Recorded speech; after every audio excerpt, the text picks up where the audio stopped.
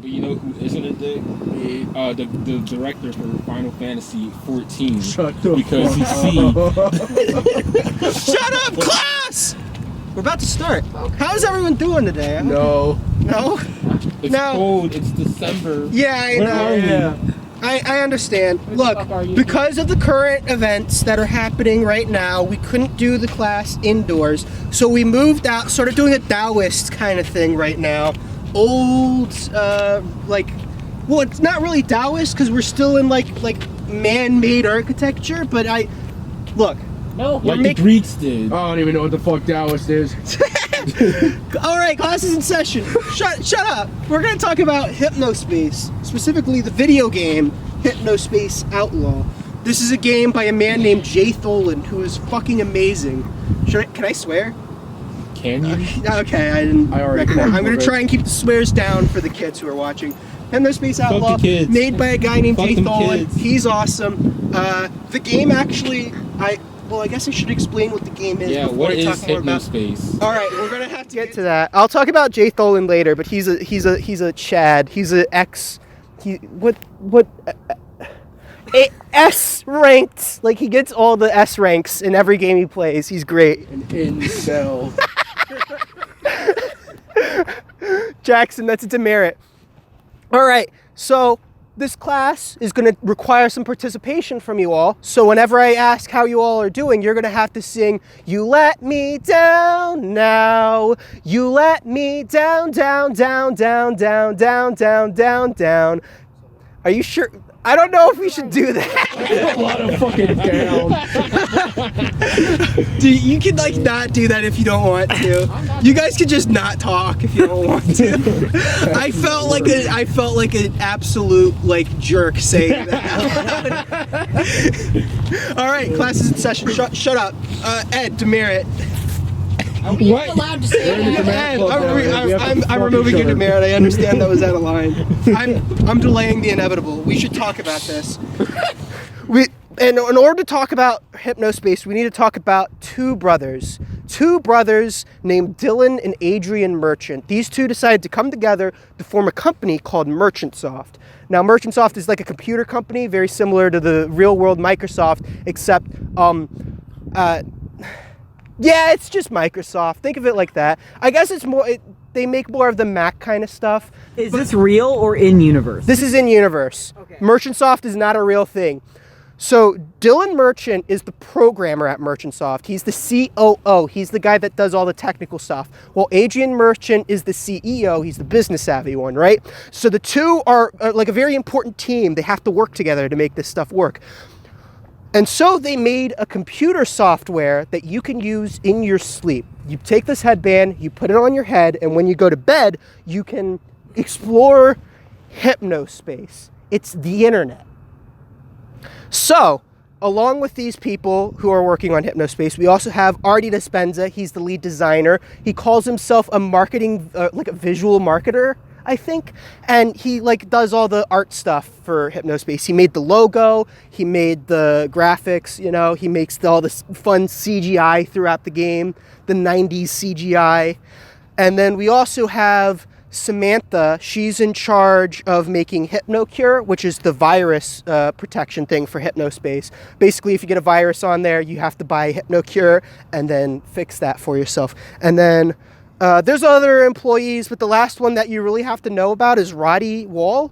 He is just another programmer on the team. He made the virtual pets that you can have in Hypnospace. He also makes... he helped develop the sandwich, which is an encryption thing. Jackson, you all right? It's the SAM Witch, Samwitch, which is a media encryption method. It's basically like RAR files in our universe. Does it stand for something? Is it an acronym? It's named by one of the other developers of it, like Sam something. Okay. So, what is the game Hypnospace, right? Because this is sort of weird. Well, in the Hypnospace universe, they have a what is it called? YouTube Heroes sort of thing. Remember that? YouTube Heroes? Where basically, if you want to be like a mod for the internet, you can apply for that, and you'll get like a special like enforcer headband where you can like you have the right to like strike content down that you deem is not okay for the internet. You'll get Hold up. Okay. So, do you like follow a company's protocol, or are you just free range? I don't like this, I'm taking it off Hypnospace. Well, okay. So what happens is you can pretty much like strike down or claim any content on Hypnospace, but it is then moderated by Merchantsoft. So you can't just go around and claim whatever you want. You have to actually like find something that is deemed like inappropriate for Hypnospace. And in doing so, you gain Hypnocoin, which is the currency on Hypnospace. It's sort of like beans, I guess, if anyone remembers beans from the night. Basically, it's like a promotional currency. It has no real world value.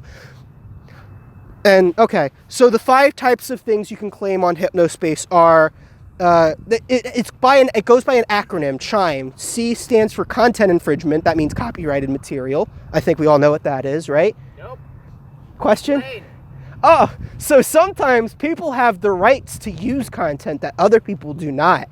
And this is stupid and dumb, but they own the rights to a thing and no one else can use it. So if you see someone else who doesn't have the rights to posting something, you can take it down. Thank you.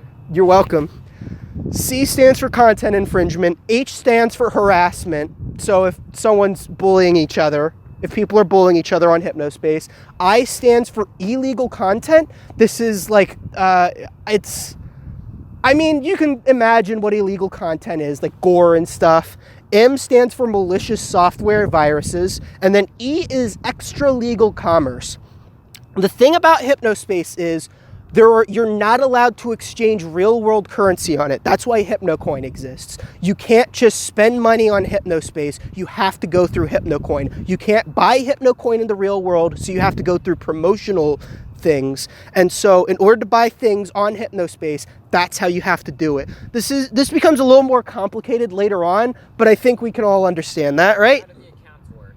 How do the If you put on any band for Hypnospace, do you get logged into the same account or the account on the band? It's not clear. Okay, so as an enforcer, you can see the headband ID of every person on Hypnospace. So if you put on the headband, you can log into a separate account on that headband, but the enforcer can see both your headband ID and the account you're logged in on. So, yeah. All right, is there anything else I need to explain? Oh, right. Hypnospace doesn't work like our real internet. It's more like GeoCities or like Reddit, in that you don't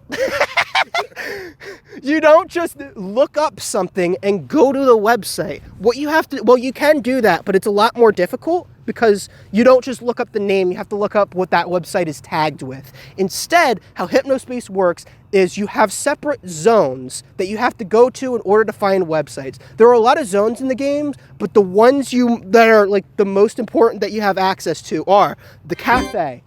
This is the starting point where like everyone who just started out with Hypnospace goes to. This is like the general chat on Discord, right? Good Time Valley is where all the boomers go. This is for like old people who don't really understand how to use headbands or technology and stuff. So this is like a way they can like contact other old people. So how the fuck did they log in? It's a miracle. They had some help. They have nephews, you know? Trust them in the internet. How are they gonna log out? I'm ignoring that question. Teentopia, which is for kids ages 12 to 18, as advertised. This is where all the teenagers go, the cool kids. When you log in here, there's like very cool like teen music. There's like the song that plays is called Awesome Rat Beat when you log in to Teentopia. Yeah. Question? Are teens actually into this, or is this so painfully pandering to them that like real cool teens avoid it? Oh no, teens love it. Teens love Hypnospace. Hypnospace is really cool. But do they love Teentopia? They love Teentopia, yes. Why the fuck? I would never go to a place called Teentopia. Say that. That's because you don't live in Hypnospace, I should have also loser. pointed out, this is the 90s, okay? Okay. So like, there was no There's post-irony. starport content. There's no Toonami yet. Yeah, there are post-irony. There is no anime in Hypnospace, which is a downside. But yeah, it is pretty good. Open-eyed. This is for conspiracy theorists to go to and talk about their conspiracy theories. Like Big Green, or how Trennis was created. Will you explain what that means? No, it literally doesn't matter. Open-eyed is just for like spiritualism and like conspiracy theories. Mostly conspiracy theories. Never mind. Oh, Ignore that one. okay. All right, Cool Punk Paradise. So the thing about Hypnospace is that they have their own genres of music, and one of them is Cool Punk. Cool Punk is, I guess I should explain a whole, okay.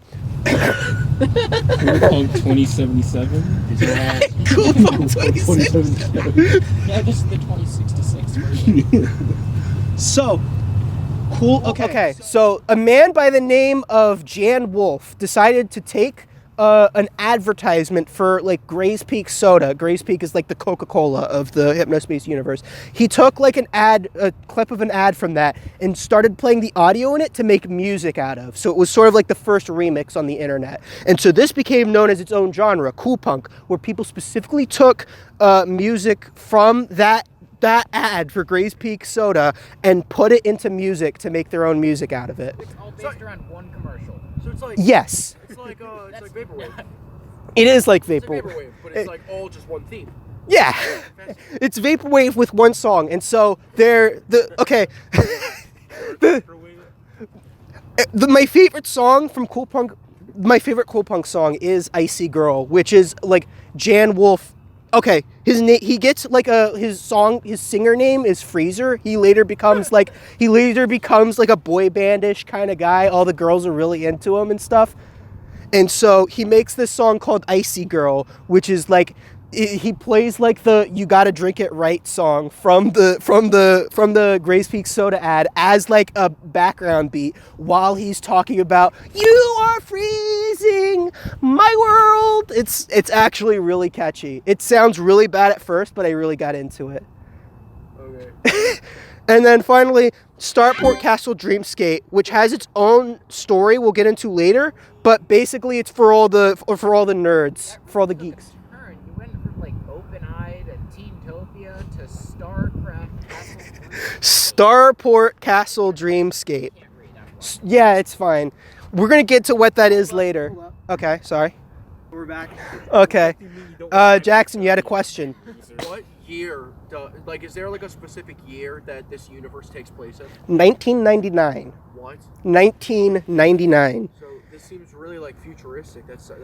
It's an alternate universe sort of thing where they have this technology. Specifically, the game starts on November 5th, 1999. Oh, okay. Okay. So I think I've gone over all the zones. I think we're ready to get into like the plot related stuff. Yeah. So when you log into Hypnospace as what? What's that thing below them? Oh, don't worry about that. We're going to talk about that later too. That you don't need to see. In fact, Carry on. we don't. Oh shit. Okay. All right. We don't have to worry about that yet. So, yo. Hey. It's me from the future, as you can tell from my convenient calendar here. I'm here to tell you that if you want to play Hypnospace for yourself, now's the time to back out, because we're about to get into spoiler territory. So you can get it on Steam. It's the recommended way I suggest you play it. If that's not available to you, it's also on Switch, on PS4, and on Xbox. Otherwise, stick with us. Things are going to get woo. When you log into Hypnospace, it teaches you how to use it. Basically, when you have the headband on, it's like you're just on a computer, but you don't see like your hands or anything. You just sort of feel it, and you see the screen as your vision. Does that make sense to everyone, right? Sure. Is it like VR? It's like VR, yeah. It's like SAO. Yeah, SAO. So this is like Sword Art Online, but without the anime. So it's good. All right. So when you log in, you get a tutorial about how to use it and stuff. They explain basically everything I explained to you already, except for what the zones are. You learn that as you go along through the game. And your first case is Gumshoe Gooper content infringement. Gumshoe Gooper is a copyrighted character from like a children's book or something. It's not that clear. Basically, he's like he's a goldfish that is like wearing like a detective outfit, and he solves crimes. So for this mission, you go to Good Time Valley to find a person who's posting like fan art of Gumshoe Gooper from like their 5-year-old English or elementary school class, and you infringe all of it and you take it down, and that counts. Jackson, you look like you have a question. No, I don't have any questions. I'm just listening. It's fucking interesting. All right, so that's the first case. You literally just copyright infringe on like children's content, and you take that shit down. Yeah. So their second mission is Teentopia harassment. So what's important about this case is you learn about two characters, one very important, the other, who cares? Zane Lofton. Wow, fuck the other kid. I guess. Well, I'm sorry, Ed, you had a question? No, Okay. I don't remember. You know what? I'm done with this anarchy in this classroom. If you want to ask a question, raise your hand from now on. Fuck that. It's fucking freezing. Oh yeah, it is pretty cold. Raise your elbow. Faggot. My ass. You can't say that. Demerit. Two more already of you, you're out. You're cool, Paul. You didn't get one. You still have your 3 strikes remaining. Same for you, Tyler. Christian boy, Paul. Nuts. Well, 3 times, yes. Yeah, 3 times. Yeah. Demerit. Wait, so you get 3 times, or do you get 3 and then the next time around? Okay, I'm not answering any more questions. Zane Lofton is an edgy teenager who loves this band called Seepage, which is what's that? Linkin Park. It's essentially Linkin Park, and they make actually like they have a song called like what was Nothing it called? left for me. Nothing Left for Me, and it's freaking great. It sounds exactly like Linkin Park. This is why I think Jay Tholen is a genius, because he got the theme down for that song to a T. Like I don't think he actually made the song, but it's like perfect for like the character. So he also has like guns and stuff on his Hypnospace page. It's like explosions and stuff. And on his username on Hypnospace is ZaneRocks14. And the first thing you see on the page is, "Hi, I'm Zane Lofton. I'm ZaneRocks14, but I'm 15 now." He aged a year and he didn't change his name at all. Oh, Quirky. can you change your name? I don't actually know. No character does that in the games. Or in the game. Yeah. So, yeah, ZaneRocks14, aka Zane Lofton, also has a webcomic called Slayer's X, where the main singer of Seepage and him go out on adventures involving his dreams and a lot of guns. Like, his dreams are real, and they're actually hurting people, and they have to go out and use guns to kill the things from his dreams that are in real life. In the game. In the comic, in the game. This is... This is fiction within fiction, yes. It's like, what's the best way to describe it? You know how like in GTA you have a bunch of different like TV shows and stuff you can just sit down and watch? That's how Hypnospace works essentially. It's a game, but you just have other media you have to consume. Yeah. So, for that case, what you do, well, there's another person called Corey. His name on Hypnospace is That Brassy Kid or whatever. He's like a band geek. What else? That's really it. But I guess the only really important thing about him is he starts a club called Zane Sucks Club. It is the badge for this club that you have to put on your Hypnospace page if you want to be a part of it is a GIF of Zane's head being cut off. So, yeah, you go over there and you just remove that you remove all of that. That's not okay. But it gets deeper, because Zane has a secret page called Got Game or Way Lame. This is a page where he role plays an interview with someone and decides if they're cool or not. So the first episode of Got Game or Way Lame is with the main singer from Seepage, and he decides that he has game, because he's really cool and he like makes great music and he like drinks cool drinks. Yes. So, are these interviews with the actual people, or is he just saying it with himself and pretending that he's interviewing? He's role playing these interviews. Yeah, he's not. These aren't with the actual people. He doesn't. He's never actually met the main singer of Seepage. He's just pretending that he has. Gotcha. Why? Because Zane is really cool, dude. He's such a cool dude. Okay. Yeah. I'll accept that.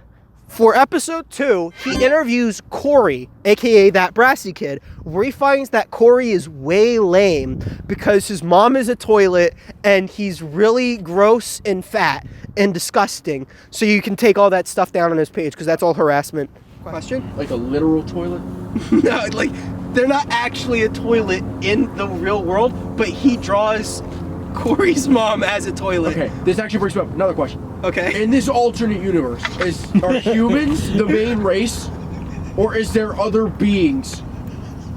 Because how many of these characters on the board are like real life characters? Okay, all of these characters on the board are like depictions of, like this is Zane Lofton is the only person I drew that's like actually real. Oh. This is Gumshoe Gooper that I draw on here. Yeah, this is Professor Helper. We'll meet him Oh, later. that's who it is. This is April and this is Love Squid. Right. This is Shoe. this is Love Squid. These are the two virtual pets that you can get in Hypnospace. Okay. There was an update to the game this year called Hypnospace Plus, which adds a third virtual pet. That's like, I forgot what's Switch their name. exclusive. Well, not Switch exclusive. It's on PS4 and stuff. Is this like a MMO kind of game? No, this is like a standalone. Like you're not actually online in Hypnospace. Okay. It's just simulating being online. You always look like you have a question, Jack. I'm sorry. It's fucking bizarre. but like this is like there are humans, right? Like it's a regular. No, this is just the real world, but with like an alternate universe 1999. Okay. There aren't any other alternate beings. It's not like There's Coffee Talk. Yeah. I don't know what... These are all your You know digital what Coffee Talk is? avatars. Okay, These are all you like, get weird. yeah. There isn't other beings. That's what I was trying to say. In That Gamer Way Lame, Corey's mom is not literally a toilet. That's why I wanted to. Corey's, well, in the comic, Zane draws Corey's mom as a literal toilet, okay. and Zane vomits into the toilet, and Corey's like, ew, why are you vomiting on my mom? Oh, that's awful. Yeah, it's pretty bad. that's You can gross. take all that down for harassment. It's all good. Yay! Okay, Yeah. can you choose not to take it down instead because the comic makes you laugh? You have to take down. So I believe you can actually get away with just taking down the stuff on Corey's page and just leave Zane alone.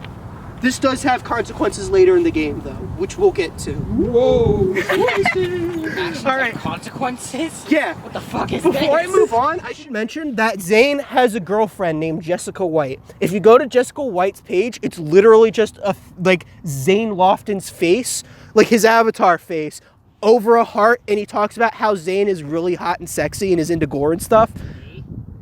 Zane is a he. She talks about him.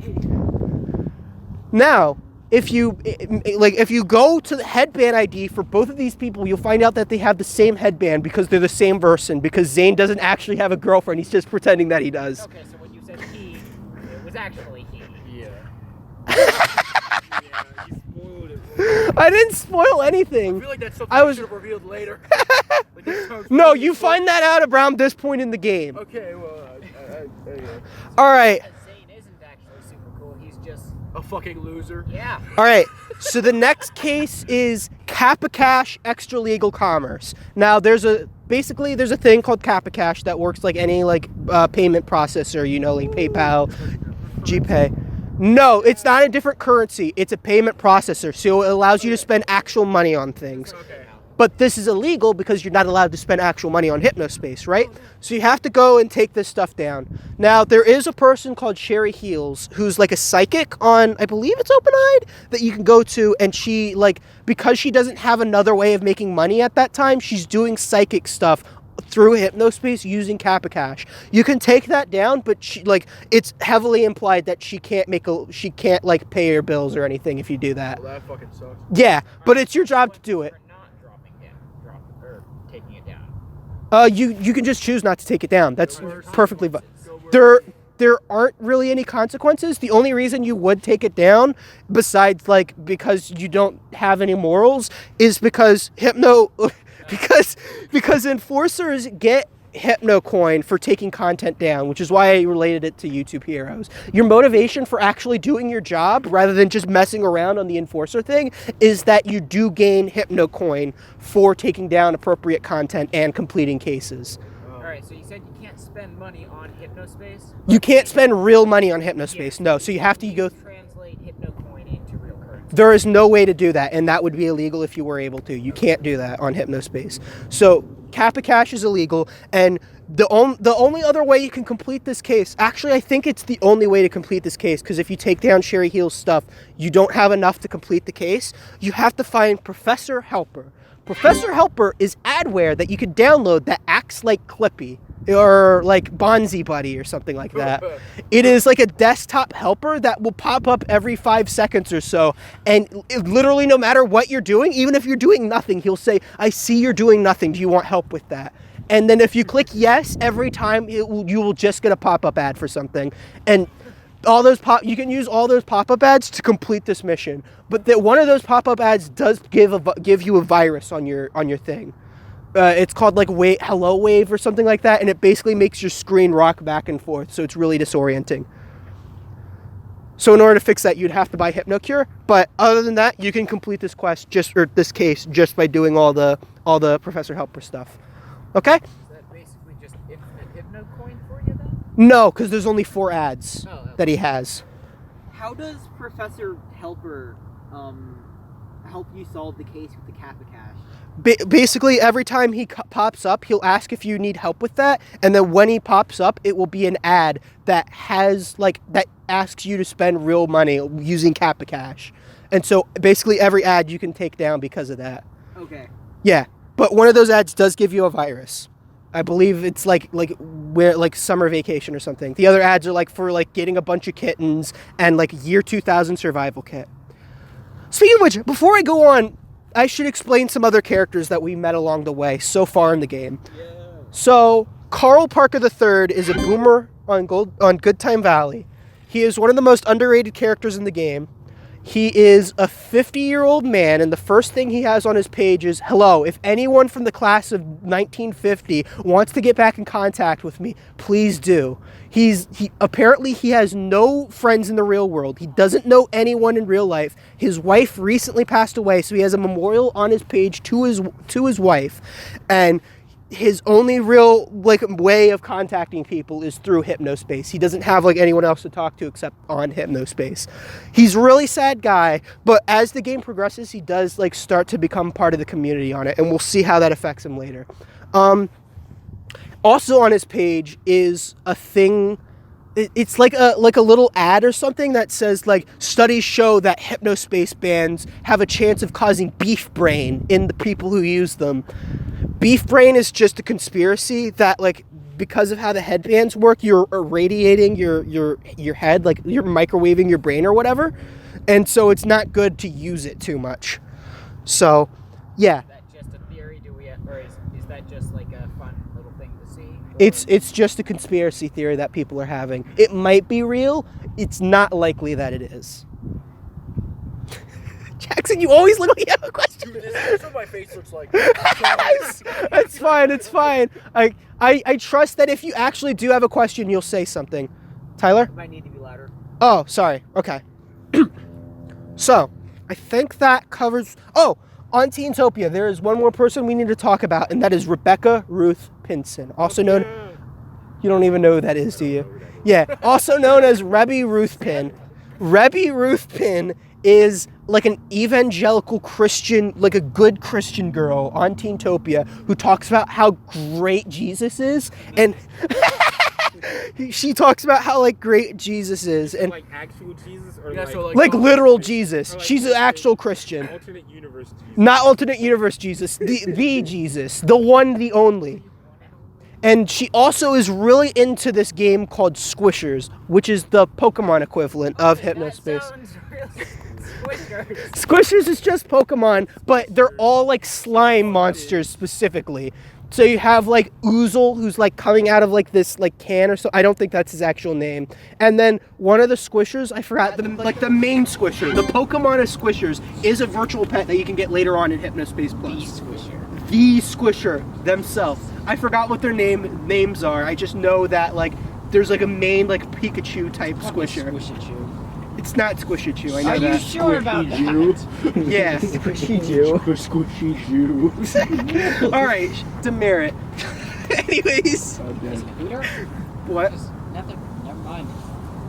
What did you say? Never mind. I'm gonna give you a demerit if you don't say that Go again. on, sir. You're giving me too much power. You know what? I am abusing my power a bit as a professor. So, what else? I think we can move on to the next mission, or the next case that you have to solve, which is like malicious software. So before this case starts, you get a message from like somebody who you can't like see the headband. I think you can see the headband ID of them, but their username is just like Citizen05 whatever numbers. And if you go to that, the message. I have a question. Yes. I feel like you're skipping over a few other characters. Like? The story girl. We're gonna get to her. Okay. She's a part of this case that we're talking about right now. So, shoot, I forgot my place. Thanks a lot, Ed. You're talking about Citizen Zero. Yeah, and so you get an email from Citizen 000 something that says, are you ready to experience true tranquility? Click here to find out. And then if you click on the thing, it starts to download a virus onto your Hypnospace headband. The virus itself is called Festering Orifice. It basically causes like a Mr. Potato Head kind of guy to pop up on your screen and show up a bunch of times while it will start opening like windows called Festering Chunk 1, Festering Chunk 2, stuff like that. So, Is there any point of this virus other than to fuck with you? yes, actually. It doesn't really mess with you as the enforcer because you don't have a Hypnospace page as an enforcer. But people who do have a Hypnospace page will have a virus like immediately put, like their page will be hacked and stuff will be put on it. That's gross. The 4 characters that get hacked during this are Carl Parker III, which is the guy from Good Time Valley that doesn't really have any friends. There's like the shaman guy that never really comes back. There's a graphic designer that does a lot of the CGI that you see on other people's faces, on other people's pages, called like Arlen Farabi, which I forgot his real name, but everyone always refers to him as like Arlen or whatever. And then a musician called Chowderman. I'm sorry, I forgot the name of Chowderman.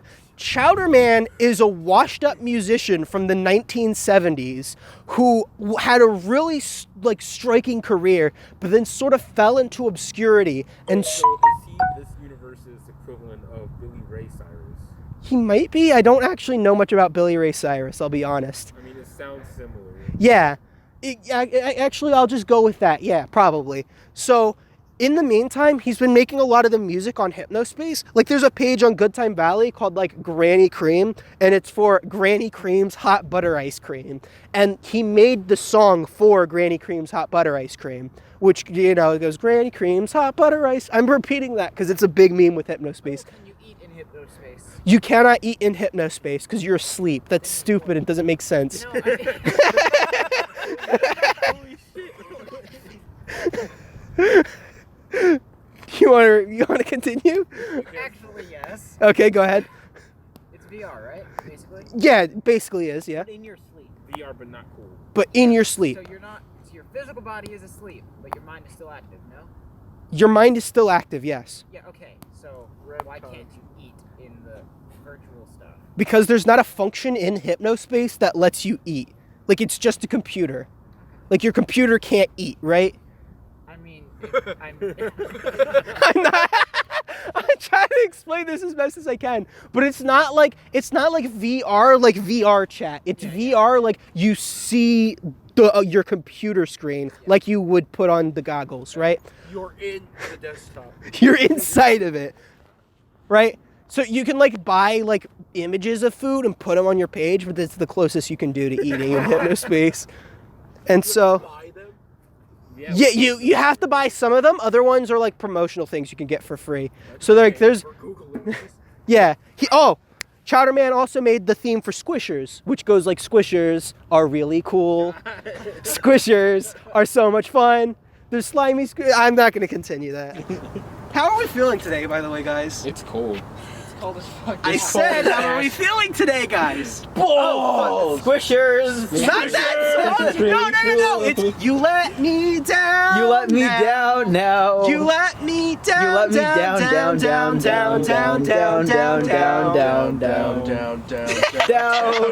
We're going down. To Jackson, the I'm ground. removing one of There's your no better demerits place for to doing go. that. I really We got appreciate it. snow up on the mountain. And I'm removing one from you too because that's a really good reference. I really appreciate it. I really. Sometimes I go days without remembering the Wall-E theme, and I just need someone to remind me. That's the best theme song from any Disney. That's the best song from any Disney. know show. Wow, Wally fuck had a Princess theme and the Frog, song. right? Yes, right. No. I mean, What do you no, mean? actually, Okay, we're gonna get back to Hypnospace now. Nobody's watching. No, I'm pretty sure that light is watching us. Yeah. Where? The one that just flickered. Are you sure Tall Green isn't chasing us? All right. Anyways. You can't hide. So while you're researching this, you sort of find out who is the person who put all these viruses on people's pages, and it's none other than Tim from Teentopia. We haven't I met. was expecting some evil anime. Dave's fucking. His- Tim, also known as Tim Mageddon on Hypnospace, his webpage on Hypnospace is basically a YTMMD, if anyone remembers what those are. It's basically just a GIF of him sitting in his chair with like filters over that image and text that says "I am Tim, fear me" appearing on the screen. Yeah, it's a visual mess, and I love it. So on his page, there's like a 20 frame opportunity to click on like a link that will lead you to his project that he's working on called True Tranquility. Now, True Tranquility, the virus, is a different thing from True Tranquility, the game. In True Tranquility, the game, which he made with Story Girl, aka Tiffany Wright, aka Dark Twilight Tiff, is basically a choose-your-own-adventure game where you have 4 different characters that you can pick from, the 4 victims of the True Tranquility virus in the real life. This is how you solve this puzzle, is that you have to link these 4 characters to 4 characters within Hypnospace. You said 20 frames? We moved way past that, Ed. Way to There's like 5 like images that appear like in a rapid succession, and one of those images has a link to this game. Is basically what I tried to say with that statement. You ever see that one video where the axolotl takes 20 seconds to react to a rock hitting its head? Yeah. Yeah, that's what. And then he screams. I love that It was video. only like 10 seconds, so we were counting. That's a faster reaction time than you, Ed. Whatever. Okay, so what were we talking about? Okay, yeah. How you solve this mission is you go through the 4 characters in True Tranquility and link them to 4 people within Hypnospace. Do you have a question? Louder. Oh, sorry. You do that within Hypnospace, and basically, I'm saying basically a lot, and I keep on losing my place in this story. Y'all gotta keep. He worked with Story Girl to make the game. Yeah, he worked with Story Girl to make the game, and what happens in the story is no matter who you pick, you hear about how sad and pathetic their life is, and then as you continue, they get an email from like some mystery person that says, "Do you want to experience True Tranquility?" And if you continue on with the game, like a tentacle comes out of their computer and eats them. Oh! Yeah, Like literally? not like in the game. Oh. In the game in Hypnospace. These are stories that are happening within Hypnospace, but they don't actually happen. What actually happens is they just get a virus on their page that is showing like weird like hearts with eyes on them and mosaics that may or may not be supposed to be like the way they're illustrating porn on Hypnospace, because you can't literally show porn in this game. What a shame. Oh, that's a matter of It might be. I don't know if it is. I've just heard people think that was supposed to be porn or whatever. So you take the stuff down, and Tim Mageddon gets the stuff, and Tiffany Wright, who worked with Tim to make the game, did not know that this game was a virus or anything, and so she's really upset about this. Now, I should really talk about. You were right. I should have talked about her sooner. Yeah. Ed's always right. Foundation. Yeah. I'm. Play Final Fantasy 14. That's shut up. Tiffany Wright basically makes creepypastas on Hypnospace, but in Hypnospace they're called scaries. They're called scaries. And so she makes scaries on Hypnospace. They really missed an opportunity there. They didn't call them scary noodles. They're not creepypastas, they're scaries. Go ahead and do that, whatever. So, after this, you've completed all your cases for the day. You're a really good boy, and you deserve a reward. You deserve to relax after all that. And thankfully, Dylan Merchant is working on a game called Outlaw, which you get to playtest. Outlaw is a game where you're basically a car that shoots lasers out of the thing, and you have to shoot other people who are outlaws. How does that play? Because this isn't like a first-person shooter. This isn't a first-person shooter. It's basically like sort of a racing game, but it's played like in the like you're seeing the side of the car and you're just moving forward and backwards, and then you're on rails. Yeah. It's a rail shooter. No, well, not Excite Bike. There you go. Think Excite Bike, but you shoot lasers out. Okay. All the NPCs in Outlaw are like names pulled from Hypnospace. So you can see other people's Hypnospace names as you play Outlaw. Except because this is like a beta test of the game, that doesn't work. Also, nothing else in the game works. The game is absolutely broken and crashes your headset. It actually bricks your headband after you play this game. And so you have to wait 3 weeks for your headset to get repaired, which thankfully the game skips over. You don't actually have to wait 3 weeks in real life. Hey, yeah, I know. This game's not very realistic. I can't believe this. Bad game. So 3 weeks later, you come back to Hypnospace. Your headset is now fixed, and Hypnospace is messed up. Like, there's so much stuff everywhere. There's all sorts of people are just breaking the rules because none of the enforcers were on duty and no one was doing anything. So the only one doing shit on the internet. the only person moderating the internet, I guess. How the fuck were you getting to everything so fast? You are. Because, like, you're really on the job. You're really into your job, dude. Every other enforcer on Hypnospace doesn't do their job. You literally don't meet another enforcer in the game that I know of. It's just you, essentially. And so Samantha is in charge of the person who made HypnoCure is also in Jackson? Can I stand up? Yes, you may. That's it. Go ahead.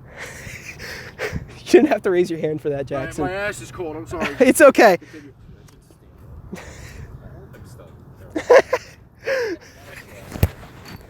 I can't believe you guys. All right. Samantha, who made HypnoCure. All right. Samantha, who made HypnoCure, is also running the Enforcer project. The HSPD, I think it's called, the Hypnospace Safety Patrol Team or whatever. I forgot what the thing was called. She's running it, and she messages you saying, hey, everything's messed up right now, so I'm not even going to bother sending you cases. Just look out there and fix something, right? Except she's really nice about it, because she's a really nice person. Samantha is really, really nice. Is that important? That is important. Samantha is really, really nice. Okay. Is everything all right? Yeah, clap. Clap again. Ow. All right, you're good. The chair swapped and I didn't even notice. You didn't even what? Anyways. Shoot, what were we just talking about? What were we just talking Samantha's about? very nice and is like, just go do something. Samantha's very nice and just says, go out there and do cases. Now, there are a lot of cases that you can do at this point in the game, because literally you can go to every zone and find something that someone's doing wrong. I forgot, Zane is back at it again with, like, harassment or something, so you can go do that and stuff. Not all of them are important. The only ones I really need to mention are, one, Gumshoe Gooper.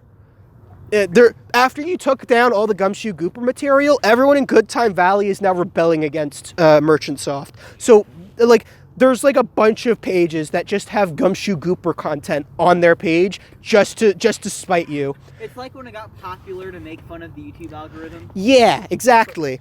And so one of these pages is Carl Parker's page, who you can claim content on and take down the page. Doing so does remove him from Hypnospace, which will, like, because it's his only way to contact people at this point. He has no friends in real life, and he's like a very old, sad man. Later, boomer. Yeah, this has this has a drastic consequence that gets even deeper later on into the game, but right now you can just like take him down and just be a jerk to him if you want to do that. But most people don't. I didn't. So if you were to do that to him, Okay. would there be any way for him to make another account? No. Once you're gone from Hypnospace, you're gone for good. Okay, so he couldn't even buy another band. It like reads, "Oh, you're this person." Trying to log in. I think it is possible that you could just buy another headband and log back in, but it's not really stated in Hypnospace how that works exactly. It's just assumed that once you're banned for good. Okay. So, yeah, Gumshoe Gooper, a bunch of people have cases. You got to take them down. The second thing that I need to talk about is Teentopia Harassment 2. Remember Tiffany Wright, the girl who made Scaries? She has a new link on her page that is like, hey, I've been getting a bunch of texts from people, and I think you guys really need to check this out. Now, if you go to Zane's or Corey's page, Zane's page specifically, he says he's broken up with his girlfriend. And if you go to his fake girlfriend's page, it's like, hey, I broke up with Zane. It's not that he's ugly or anything. It's because he's really into gore, and that's just not my thing, you know? So, yeah, he's broken up with his girlfriend and has gone to start texting Tiffany Wright stuff that's really weird. So, like, you go over to, like, these logs that she leaked, and they're like, hey, hello, are you a virgin? I'm naked, and stuff like that. It's really gross. Corey does this too, but they're like really long texts. Like, hey, I just wanted to know if you wanted to like hang out or something. I know you might be busy, but I wanted to hang out with you. Are you gonna text me back or something? Could you please text me back? Okay, stupid idiot. I didn't like you anyways. You're dumb and ugly. Yeah, so you can take down their content there, and but what's important about this is that all those points go to Tiffany Wright. All the like the negative points that go towards that are supposed to go towards Zane for doing that go towards Tiffany Wright instead because it's on her page. Samantha puts you in a chat message thing with Dylan Merchant to see if we can get this fixed because she did nothing wrong. All these points should go to Zane and Corey for harassing her online. Dylan goes, that's not our problem. That's like the text messaging services problem. I'm not going to worry about this. Hey, Dylan sounds a lot like the alternate universe equivalent of Elon Musk. The thing is, Elon Musk, people on Reddit like him. And this is like Reddit. And people don't like Dylan Merchant on here. So I'm going to refrain from saying anything. Okay, what time is it, by the way? 5:05 p.m. 5 o'clock? 5:05. Are Five you o- like a halfway point? Do you want to take a break now? Yeah, let's take a break real quick. Do you have lights? He's just fucking leaving. I don't know. Teacher! We reappeared in a different spot after a break. What the hell is up with that? Oh, no, you didn't appear mid-break. We just had to turn off the camera because we had to travel elsewhere. Because as it turns out, as time passes, the lighting also changes. I didn't know about that earlier. You're one shit professor, aren't you? I know a lot about Hypnospace. Yeah, this is Hypnospace, not physics. Fucking dumbass. Sit down! Does Hypnospace capture the passage of time accurately? I know we had that 3-week time skip, Oh, yeah. but You said Oh, 3 clap weeks for is me. bad. Oh, yeah. Paul, take your seat. But I yes, have no seat. Hypnospace does, like, it has a built-in, like, clock and calendar system. So you can tell what time it is while you're asleep. If you want to not, I'm fine. I'll sit later. All right, is everyone ready to continue on with our lecture? There's Yes. a break here, so More or I almost less. wasn't ready. Paul, sit down! I don't want to sit down. Paul, sit down. Dude, let's move away from the edge. You're having me on edge. Can you pass me the scarf, please? Sit down. All right, continuing on, we need to talk about the best part of Hypnospace, or the game at least. This is the most amazing thing. All right, Cool Fest '99. What's that? They have. You remember Cool Punk, the music genre? Yeah. They have a concert now, specifically for people who make music of that genre, and 2 specific people are going to be there. Freezer, the man himself, Freezer, is going to be there, along with Chowder Man, who has started a new band called Cruncher. He has a drummer now. He has a music player, all sorts of instrumental guys. It's super cool. Cool Fest 99 is gonna be great. Do they play the music live in Hypnospace, or do they like pre-record it and then play it in Hypnospace? It is not played in Hypnospace. It's an event that you have to go to. Oh, in real life? It's a real life event. It's just advertised in Hypnospace, and you hear about it in Hypnospace. Specifically the fact that it sucked and was bad and terrible and horrible. So some big events that happened during Cool Fest 99. At the beginning, everyone was promised like keychains and like sodas and t-shirts and stuff. Those didn't appear until midway through the event, and they were just the keychains. No one got any free drinks, no one got any free t-shirts, and people were already mad. It's like Fire Festival. It was like Fire Festival, but in the 90s, yes. So, next thing that happened was, because everyone was already upset at this point, Chowder Man wanted to cheer the crowd up by getting into his famous Chowder helicopter. So he gets into the Chowder helicopter and attempts to land it on the stage at Cool Fest. Oh, that's a great idea. He kills one of his drummers in the process of this. The man is dead now. Chowder Man has lost his leg as well in this big helicopter accident. Thankfully, no one else is injured in this. But they decide to go on with the Cool Fest. They did not. They did. Freezer has not. Freezer hasn't even performed yet. Don't you want to hear Freezer sing? Not with his leg off. Oh, wait, no, that Chowder was- Man's the one with his leg off. He's going to the hospital. We're still going to hear Freezer sing, though, and he's going to sing his famous song, Icy Girl. It's going to be great, except he's not going to do that. He sucks. He lip syncs during the live event. He's lip syncing. I know. I can't believe the goal of this man to do that. Jackson, I love your face right now.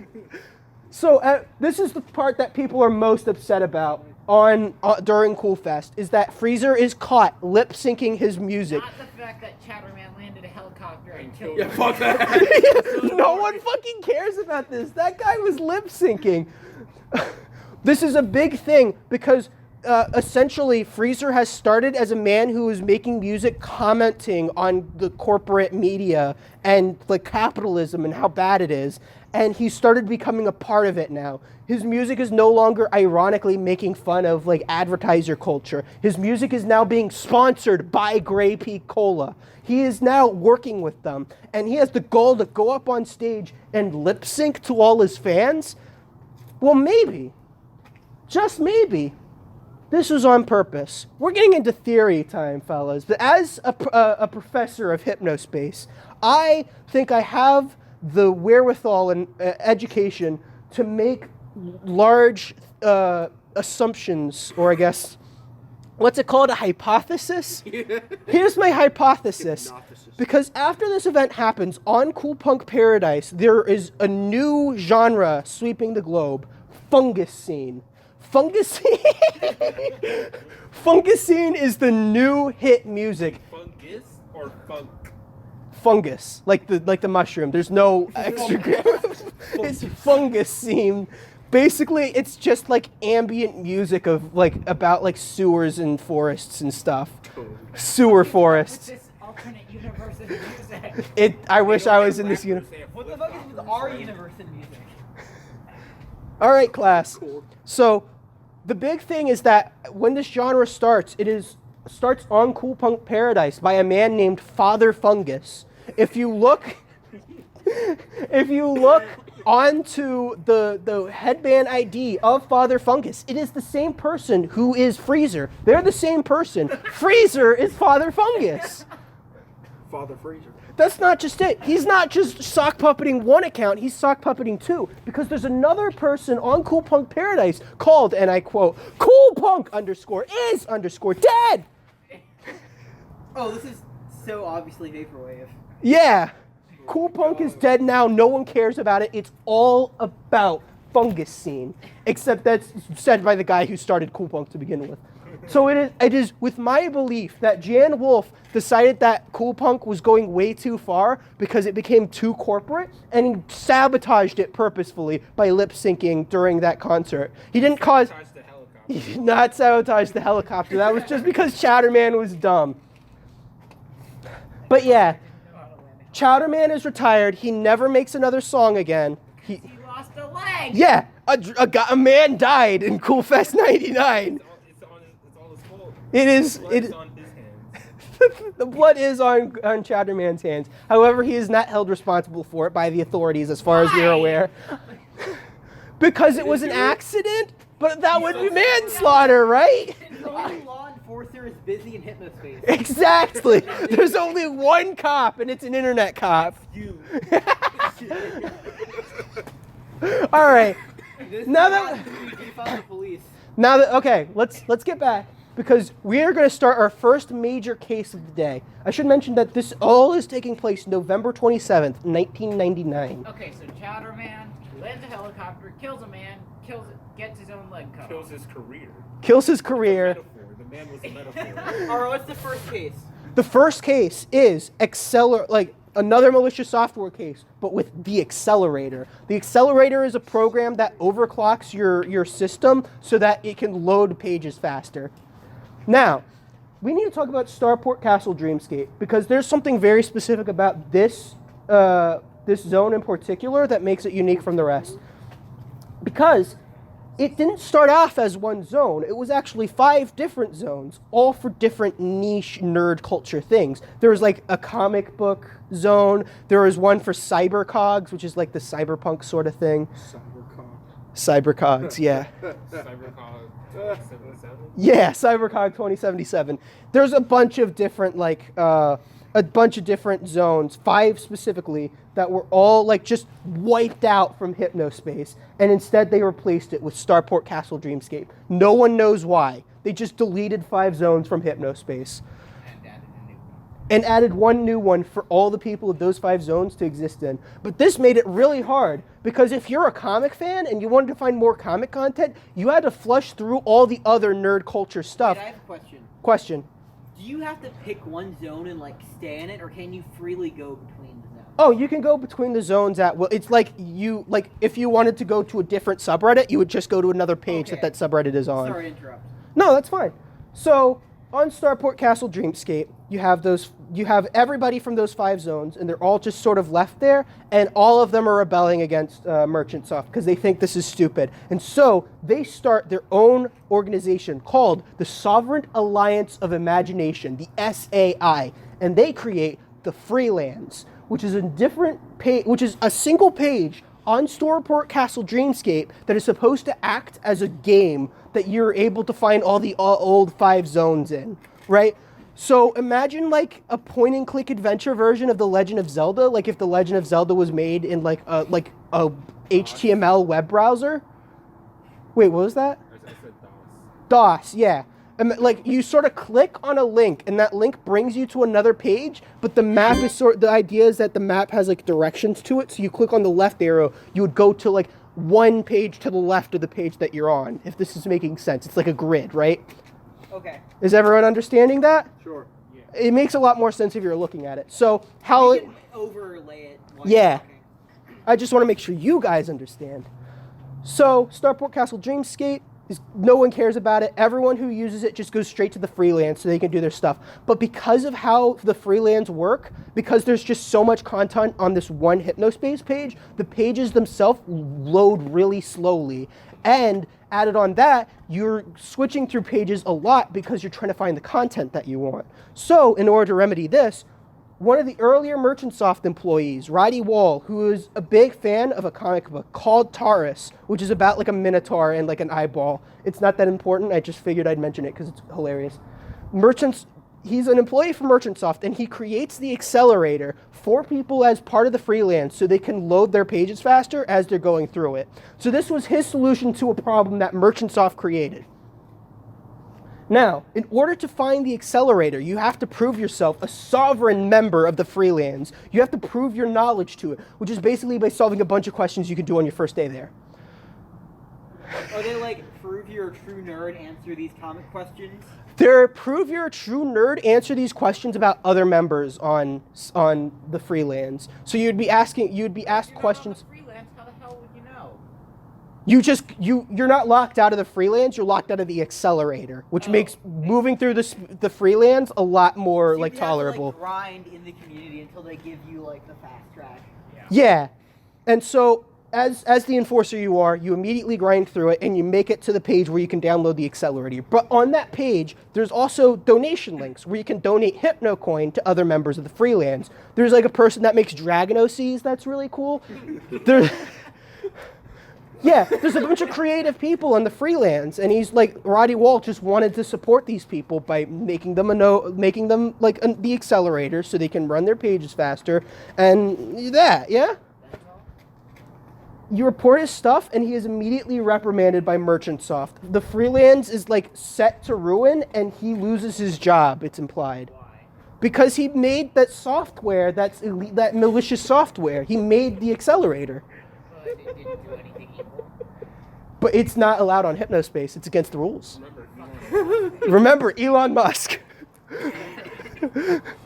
This is why people don't like Merchantsoft, because this was their solution to a problem that they created, and they're punishing them for it. So, something's going on that's pretty fishy.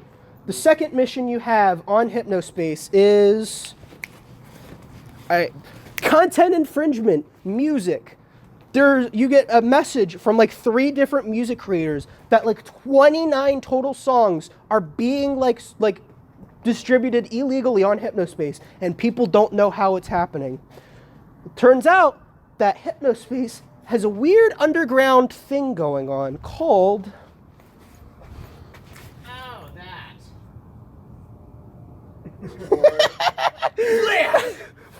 List! I remember what it was. I can't read that. You get an A for today. You wrote it really badly, but Flist. I have literally no idea what it stands for. It's FLST, but it's... I'm starting to lose feeling in my toes. Yeah, Oh. You want me to suck them for you? No. Can I do it then? Man up, Ed. FLST. They add an I in there so that it's easier to pronounce, but it's just Flist, right? Flist is the... Flist is the sort of... what's the best way to describe it? It's like a cloud... It's not LimeWire. It's kind of like LimeWire, but it's more appropriate to say that it's like a cloud service. You like save stuff. You like upload data or like files to like this cloud system, and it can be stored. What are you guys doing? Are you guys that cold? I was only doing it because I was just like, it was an action thing. He started doing it. Yeah, I know that Well, the feeling. closer you get to the wall, the warmer it is, I think. Really? How does that work? I actually have to agree with him. Oh, duh. Yeah, no, this did not work. That'd be cold. It's subtle, but anyways. So what happens is people have a Flist account, and they not like a Flist account. It's like you need to have a password to get into Flist at all. So like every member needs a password. You can't create one. You just have to find one through Hypnospace. The way most people do it is that you have to use a program called Chit Chat, talk to someone, ask them if they have a Flist password. Usually people are really nice and give you one.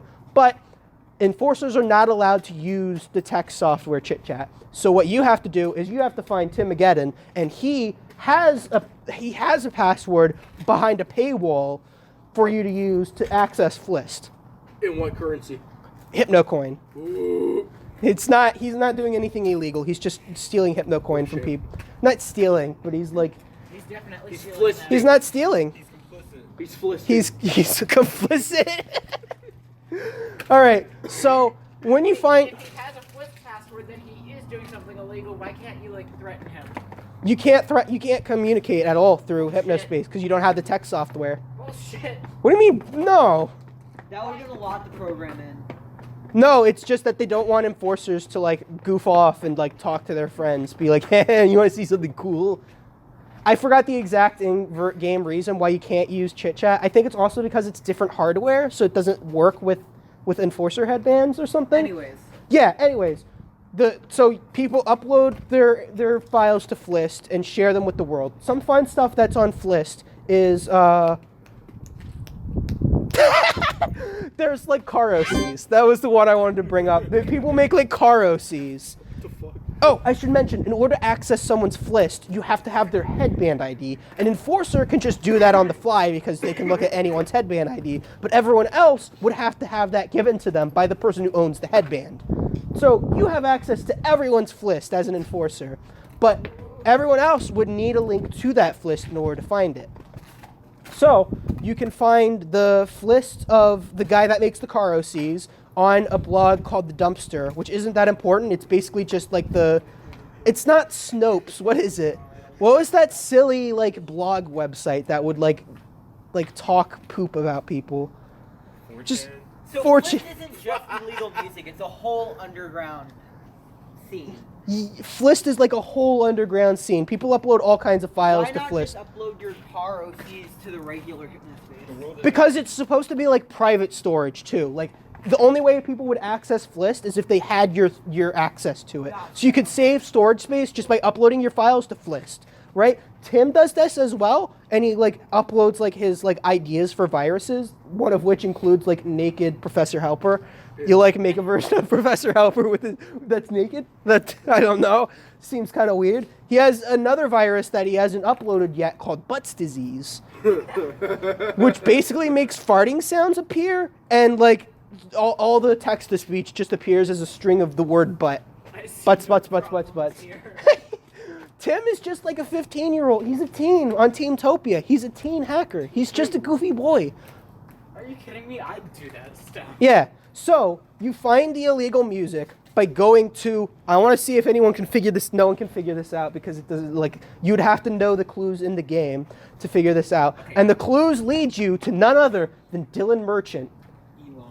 Oh, who's Dylan Merchant again? Dylan Merchant is the COO of Merchantsoft. Okay. He's the one that's doing all the illegal content infringement. Yeah. It's not illegal because he's the creator. No, it is absolutely illegal. And as soon as you start flagging this stuff, everyone in Merchantsoft now knows that Dylan Merchant is like ruining the company by doing this illegal stuff. So Dylan gets reprimanded, but he doesn't get punished or anything because he's like the co-founder of the company. Too big to fail. He starts messaging you in like very aggressive like texts, and they go something like the header is like ha ha ha ha ha ha, you're hilarious, and then he's like ha, you thought you would like just claim all my content? Great, thanks to you now everyone knows about my Flist page. I can't have you doing this to the company. And then he like bans you from the enforcer duty. You can no longer access your enforcer headband. Sounds like fucking Onision. He is. You're banned until December 31st, 1999, the day of the Y2K mind crash. Ooh. You get back on because Samantha realizes that you are banned from the enforcer duty for some reason, and it's just like, I don't know if I did that on accident or not, but you're back on duty now. Nice. Yeah, because she's super nice. And she doesn't know why you got banned. Yeah, she clearly didn't ask any questions as to why you were banned. Yeah, because she's in charge of you. Why she didn't ban you? So she must have done that accidentally and forgot about it or something. She must have messed something up. So, what is happening on December 31st is Teamtopia has a bunch of like festering orifices all over it. Someone has hacked into the Teentopia zone and is starting to advertise the Y2K mind crash. The only way to stop it is for the person the person with the dearly imparted name to go into the Teentopia page, type in the password that only they know, and end it. Spoiler, it's Tim, and he's doing this because he has a crush on Tiffany, and Tiffany's mad at him for the True Tranquility thing, and this is him trying to find a way to actually talk to her again. Tiffany's the story girl, right? Tiffany's the girl that makes creepypastas, yes. Yeah. Scary noodles. Scary noodles. Tiffany, right, because she was mad at Tim for the virus that he did, decides, I'm done with you, I want away from you. Another thing is that Tim kept on calling Tiffany Marshmallow for some reason. That was like a nickname that he gave her that she hates. So the password for this is marshmallow, because that's the only thing, only she would know that she had that name. So Because you can see their stuff. And you, because you can see their Fliss page and stuff. So what happens is that once you do this, Tim leaves a message on the after you put in the password, leaves a message for Tiffany that says, "Listen, I'm actually really sorry about what I did. I want to be genuine for a second because I want to hang out with you more. Let's talk more. I just want to get back to a fresh start." Right? He's actually like really like down to earth, really kind of nice about it. This is like the only way he knew how to talk to her. So like this is very genuine here. This is still creepy and not socially acceptable. Those are both true, but like he literally had no other option to talk to this girl. Then just spread. What were they? The Y2K virus. The Y2K mind crash. That is correct. I'm Now, gonna stop you right there. okay. Clap. Good. So, moving on, or not moving on, because I just want to make sure everyone understands what was going on with like the Y2K mind crash. You stop it. Tiffany was supposed to stop it. Now she doesn't get to see that message because you ended the mind crash virus and everything's back to normal. So Tiffany has no clue what Tim was meant to say to Tiffany. You read that message instead, and now Tim has no clue that Tiffany didn't get the message. Yeah, unfortunate. But once that happens, it turns out, like, during this whole event, I almost forgot to mention this, Merchantsoft was delaying an update for the year 2000. They wanted to make a new update for the new year, and it was going to be a whole event. The whole Hypnospace community was all going to get together to joyously celebrate, but they delayed it because this was a big, like, PR disaster that they wanted to stop first. Now that it's stopped, they can finally release the Y2K update, the year 2000 update to Hypnospace, which includes Outlaw, the game that Dylan has been working on. Isn't that cool? Okay. Guys, we're going to play Outlaw. It's going to be great. Everything's going to be a blast. No, your headset crashes as you're downloading the update. The whole thing almost melts in your head. Cut to like a news reporter saying 6 people have died from the Hypnospace Y2K mind crash. Tim's Y2K mind crash virus is responsible for it. 6 people have died from this. Now, did his virus actually go off, or was it just the game that fucked everyone over? Well, everyone believes it's Tim. So Okay. It's reported that Tim is the one who did it. And he goes to jail for 6 years for manslaughter. He is the one that is sentenced and responsible for this. But it's not him. What? Not Chowder Man. It's not Chowder Man. Who was the dev who programmed the game to kill people on accident? But he's Elon Musk. He did so many things for society. Exactly. Wait, it's the same guy who, like, banned you, the one who programmed the... Yeah, the same guy who banned you made Outlaw. Okay. So, cut back to today. Like now, whatever day you're playing the game on, this is the event. This is where you speed up. So if you were playing the game today and you got to this point, it would be like December 17th, 2020. So 20 years after the Y2K mine crash. Okay. Super huge time skip. And this starts the Hypnospace Archival Project, the HAP, featuring Artie Dispenza, some other people from Hypnospace. A bunch of people from Hypnospace get together. A girl named Chelsea, a girl named Tamara, a bunch of people from Hypnospace join up together, and they decide to archive all the old Hypnospace posts from back in the day.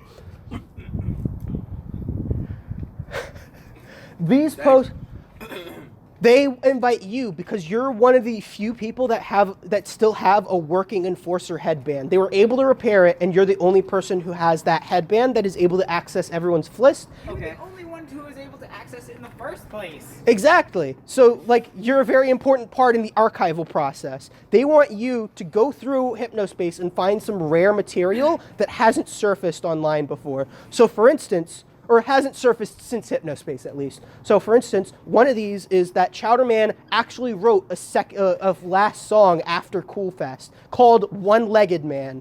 It's actually like a song about how, like, tragic that event was for him, how it ruined his whole career, and he never got... Yeah, for him, because he lost a leg and killed a man. He has to live with that. This is him lamenting this. Okay, so this is not just him. I lost a leg. My life is tragic. Yeah, this is about just tragedy in general, including the man he accidentally killed. Okay. So, there's a bunch of other stuff you have to archive. Specifically, there's a cult that's going on in Hypnospace. That was going on in Hypnospace called the Children of Horus. You know, like the Eye of Horus, right? Yeah. So the way you find this in the game is that there's sort of a, what's it called? You know, you remember Squishers, right? There was like a cultural panic about like Squishers being satanic because you know how people thought like Pokemon was satanic? Has 3 fingers? Exactly. So, yeah, they're like Squishers are demonic. Someone's posting about them, and they mention that one of the Squishers has an Eye of Horus on him. That's like related to Egyptian mythology, and because of that is demonic. Because it's not Christian. Exactly. It's not Christian. It's not wholesome Christian content. Sounds about right. Content. Remember They when tag- God told a bunch of people to wipe one person's bloodline off the face of the earth with rocks. I'm going to continue with this lecture. I don't know what you're doing. So anyways, this page is tagged, because of that, this page is tagged Horus. And if you click on that tag, you'll find the Children of Horus. Now, the Children of Horus are a cult, and it's not sure what they do because you need a password to get in. Fortunately, Tim had a password on his actual website, not the one that you found on Teentopia. That was just a front for his actual website. You have to find this by using a program called Second Sight or 3y3.hex or something like that. You know those like lens puzzle? You know, like the magic lens from Ocarina of Time that allows you to see stuff that isn't normally seen? Lens of Truth, right? Basically, how this program works is it's like a window that opens, and you can hold it over other windows and find secret stuff on that site.